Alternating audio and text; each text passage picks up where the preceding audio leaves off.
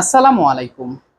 প্রিয় চাকরি প্রস্তুতি প্রার্থীবৃন্দ, রিসেন্ট সময় বাংলাদেশ ক্ষুদ্র কুটির শিল্পের টেকনিক্যাল অফিসার পদের প্রিলিমিনারি বা বাছাই পরীক্ষা অনুষ্ঠিত হয়।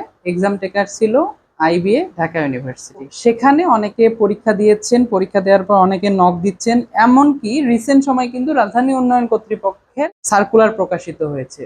আইবিএ প্যাটার্নে যেই পরীক্ষাগুলো অনুষ্ঠিত হয় বেশিরভাগ সময় সেগুলো কিন্তু সরাসরি এমসিকিউ টাইপের পরীক্ষার পরে আমরা জানি ভাইবা অনুষ্ঠিত হয়, কিন্তু অনেক সময় আবার এমসিকিউ টাইপের বাছাই পরীক্ষার পরে আবার লিখিত টাইপের পরীক্ষা হয়। এই পরীক্ষার সাথে আমরা কিন্তু অতটা অভ্যস্ত না, তবে আমি এই আইবিএর লিখিত টাইপের পরীক্ষা আমার দুইবার দেওয়ার সুযোগ হয়েছিল। গতবার আমি কিন্তু বাংলাদেশ ক্ষুদ্র কুটির শিল্পের প্রিলিমিনারি বাছাই পরীক্ষায় উত্তীর্ণ হয়ে ভাইবার সুযোগ পেয়েছিলাম, কিন্তু আমি ওই ভাইবারতে অংশ নিইনি। তখন আমি বাংলাদেশ সেতু কর্তৃপক্ষতে আর কি চাকরিতে যোগদান করায় সেটি ভাইবা আমি দেইনি। তো রাজধানী উন্নয়ন কর্তৃপক্ষের আমি কিন্তু দুইবার রিটেন পরীক্ষা দিয়েছি, যেটা বাছাই পরীক্ষার পরে যেই লিখিতটা হয় সেটাতে। তো সেই প্যাটার্নটি নিয়ে আমাকে অনেকেই জিজ্ঞাসা করেছেন, আলোচনা করার জন্য বলেছেন। আমি আজকে এই আইবিএ প্যাটার্নে লিখিত টাইপের যে পরীক্ষা দ্বিতীয় ধাপে হয় আর কি, সেটা সম্পর্কে আলোচনা করব। এখানে 100 মার্কের রিটেন টাইপের পরীক্ষা হয়, যার মধ্যে নন টেক পার্ট রয়েছে 60 নম্বর এবং টেকনিক্যাল পার্ট হচ্ছে 40 নম্বর। এই হচ্ছে মোট 100 নম্বর। এখন আমরা মান বন্টনটি আপনাদেরকে বিশ্লেষণ করে আপনাদের মাঝে উপস্থাপন করবো ইনশাআল্লাহ। নন টেকনিক্যাল পার্টের মধ্যে বাংলায় রয়েছে 15 মার্ক। এই 15 মার্ক কিন্তু ফ্রি হ্যান্ড রাইটিং এর উপর মূলত হয়।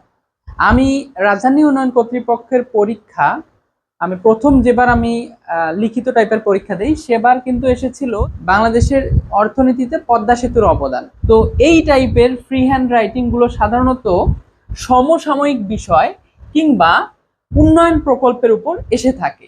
তো বাংলায় ফ্রি হ্যান্ড রাইটিং এর উপর আপনারা 15 মার্ক এখানে সম্ভাব্য আসতে পারে। এরপরে ইংরেজিতেও কিন্তু ফ্রি হ্যান্ড রাইটিং আছে, সেখানেও ফ্রি হ্যান্ড রাইটিং এ সমসাময়িক বিষয়, বিশেষত যখন রাজধানী উন্নয়ন কর্তৃপক্ষের পরীক্ষাগুলো হয়। বেসিক্যালি আমাদের আসলে এখন পর্যন্ত আইবিএ প্যাটার্নে যেসব রিটেন টাইপের পরীক্ষা হয়েছে সেখানে কিন্তু আমরা দেখেছি যে টেকসই উন্নয়ন কিংবা আরবান প্ল্যানিং, তারপরে রাজুকের স্মার্ট সিটি প্রকল্প আছে কিংবা রাজুকের প্রকল্প সমূহ, সেগুলা থেকে কিন্তু ফ্রি হ্যান্ড রাইটিং আসে। আপনারা কিছু ডেটা কালেক্ট সেখান থেকে করে নেবেন এবং আপনারা সেখানে কিছু কোটেশন ইউজ করতে পারেন। ফ্রি হ্যান্ড রাইটিং বাংলা বলেন বা আপনারা ইংরেজি বলেন, এই দুইটার ফ্রি হ্যান্ড রাইটিং লেখার ক্ষেত্রে কিছু লাইন আপনাদের মাথায় যাতে থাকে। বেশ কিছু গুরুত্বপূর্ণ টপিক আপনারা বাছাই করে কিছু লাইন, অন্তত 5 লাইন আপনার মাথায় রাখবেন এবং বাকিগুলো আপনি বানিয়ে দিতে পারেন। সেখানে আপনি কিন্তু অবশ্যই যেই ব্যাপারটা আছে গ্রামাটিক্যাল ব্যাপারগুলো, এগুলো রাইট রাখার চেষ্টা করবেন। সেখানে কিছু রেলিভেন্ট সম্প্রতি যে সমসাময়িক ডেটাগুলো আছে সেগুলো আপনারা ব্যবহার করতে পারেন। এরপর হচ্ছে গণিত। গণিতে বেসিক্যালি পাটিগণিত পার্টটাই বেশি থাকে, আর বীজগণিত দেখা গেল যে মান নির্ণয়, এই টাইপের যেই ম্যাথগুলো আছে মান নির্ণয় সেইগুলো থেকে আসতে পারে। পাটিগণিত যেই পার্টটা সেখানে লাভ ক্ষতি, তারপরে সুদ কষা, ঐকিক নিয়ম, এই টাইপের ম্যাথগুলোই বেশি আসে। এরপরে হচ্ছে সাধারণ জ্ঞান। সাধারণ জ্ঞানে 10 মার্ক আছে। আমরা কিন্তু দেখলাম যে গণিতে 20 মার্ক এবং সাধারণ জ্ঞানে 10 মার্ক। এই 10 মার্কের ভিতরে সংক্ষিপ্ত টাইপের প্রশ্ন হয়। রাজুকের একটা পরীক্ষা লিখিত দিয়েছিলাম, পৃথিবীর সর্বোচ্চ ধনীর নাম কি, এই টাইপের প্রশ্ন। তো সাম্প্রতিক কিছু বিষয় থেকে সাধারণ জ্ঞান আসে, বাংলাদেশের জাতীয় বিষয়াবলী থেকে অনেকগুলো প্রশ্ন এসে থাকে। এই 10 মার্ক সাধারণত ওগুলো টপিকের ভিতর থেকে আসে। এরপর আমি আসি টেকনিক্যাল পার্টে। টেকনিক্যাল পার্টে সাধারণত আইবি এর লিখিত পরীক্ষা আমি দুইবার দিয়েছি, সেখানে কিন্তু ক্যালকুলেটর অ্যালাউ না আইবি এর লিখিত পরীক্ষায়। তো সাধারণভাবে আপনার যে ম্যাথগুলো দিবে আপনি যাতে হ্যান্ড ক্যালকুলেশন করতে পারেন এই টাইপের ম্যাথ দিবে। এখানে যে ডেটাগুলো দেওয়া থাকবে সেই ডেটাগুলো ওই রকম তুলনামূলক একটু সহজভাবে দেওয়া থাকবে। আর এখানে যেহেতু ক্যালকুলেটর নাই সেহেতু স্বাভাবিকভাবেই কি হবে, আপনাকে থিওরি টাইপের প্রশ্ন অনেকগুলো দেওয়ার চেষ্টা করবে। যেরকম আমি দুইবার রাজুকের পরীক্ষা দিয়েছি। প্রথমবার যেবার দিয়েছিলাম সেখানে সুপার এলিভেশনের সংজ্ঞা এসেছিল, টুথিং মেথড এসেছিল, তারপর ম্যাক্সিমাম গ্রাউন্ড কাভারেজ এটি এসেছিল, যে এমসিজি কি, তারপরে ফ্লোর এরিয়া রেশিও কি, এই টাইপের প্রশ্ন। আমি কিন্তু রাজুকের জন্য একটা স্পেশাল নোট দিয়েছিলাম, ওই টপিকগুলো থেকেও কিন্তু অনেকগুলো প্রশ্ন এসেছিল। ফার ক্যালকুলেশন আসতে পারে রাজুকের ক্ষেত্রে, কিন্তু বেসিকের ক্ষেত্রে যদি আমি বলি, engineering materials, construction process, estimate, engineering materials বিভিন্ন ইঞ্জিনিয়ারিং ম্যাটেরিয়ালসের বৈশিষ্ট্যগুলো থেকে আসতে পারে, গুণাগুণ, তারপরে দেখা যাচ্ছে শর্ট ফর্ম থেকে আসতে পারে, বালির এফএম আসতে পারে। এরপরে আমি আসি কনস্ট্রাকশন প্রসেসে। কনস্ট্রাকশন প্রসেসে কি কংক্রিটের যে ব্যাপারগুলো সেগুলো খুবই গুরুত্বপূর্ণ, কংক্রিট থেকে অনেক প্রশ্ন হতে পারে। আমাদের যেই কনস্ট্রাকশন প্রসেসের যেই থিওরি গুরুত্বপূর্ণ ইয়াগুলো রয়েছে আপনারা প্রচলিত বইগুলো থেকে পেতে পারেন।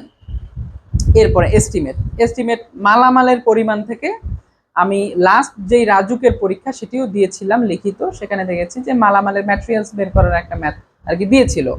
এসএফডিবিএমডি লিখিত টাইপের যে কোনো পরীক্ষার জন্য একটা গুরুত্বপূর্ণ টপিক। তো এটা অবশ্যই সুন্দরভাবে আপনারা ক্যালকুলেশন, যাতে আপনি নর্মাল ক্যালকুলেটর কিংবা হ্যান্ড ক্যালকুলেশন এরকম করতে পারেন, এইরকম মানসিক প্রস্তুতি নিয়ে আপনাকে যেতে হবে। আর একটা বিষয় বলে রাখি, পরীক্ষার সময় আপনারা সবসময় দুইটা ক্যালকুলেটরই আপনাদের সাথে রাখবেন। যদি তারা অ্যালাউ না করে তখন সেক্ষেত্রে আপনি জমা দিলেন, যদি তারা অ্যালাউ করে, অনেক সেন্টারে আমরা কিন্তু দেখি তারা কিন্তু দেখা যাচ্ছে কনফিউশনের কারণে অনেক সময় ইউজ করতে দেয়। আপনারা দুইটাই রাখবেন, যদি ইউজ করতে দিল তাহলে আপনার সুবিধা, যদি না দিল তাহলে আপনি এটা রেখে দিবেন। এরপরে আসে জিওটেকনিকের ভয়েড রেশিও, পরোসিটি, এই টাইপের যে ছোটোখাটো ম্যাথগুলো আছে সেগুলো থেকে কিন্তু প্রশ্ন আসতে পারে। এরপর হচ্ছে সার্ভেইং এর কিছু কিন্তু গুরুত্বপূর্ণ তাপ পাট কিংবা টাওয়ারের উচ্চতা, এই টাইপের সংশোধনী, শিকলের সংশোধনী, এই টাইপের বিষয়গুলো থেকে আসতে পারে। স্ট্রেংথ অফ ম্যাটেরিয়ালস, এরপর স্ট্রেংথ অফ ম্যাটেরিয়ালস যে গুরুত্বপূর্ণ বিএসপি, আইএসপি, এই টাইপের যেই ব্যাপারগুলো, মাইল্ড স্টিলের স্ট্রেস, বেন্ডিং স্ট্রেস ডায়াগ্রাম যেটা আছে ওইটা অঙ্কন করার ইয়েটা আসলো। এই টাইপের যেই ব্যাপারগুলো, শর্ট ফর্ম, অ্যাব্রিভিয়েশন, পার্থক্য, এই জিনিসগুলো, তাছাড়া চিত্র যেগুলো আছে এগুলো আপনারা দেখার চেষ্টা করবেন।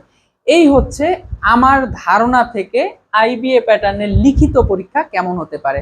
তো যারা সামনে রাজুক কিংবা বাংলাদেশ ক্ষুদ্র কুটির শিল্পের লিখিত পরীক্ষা দিতে যাচ্ছেন সবার জন্য শুভকামনা থাকলো। এবারই প্রথম আর কি বাংলাদেশ ক্ষুদ্র কুটির শিল্প 3 ধাপে টোটাল পরীক্ষা নিচ্ছে। আমরা লাস্ট বারেও দেখেছি প্রিলিমিনারি টাইপের পরীক্ষার পরে তারপর সরাসরি ভাইবা হয়। সবার জন্য অনেক শুভকামনা, সবাই ভালো থাকবেন।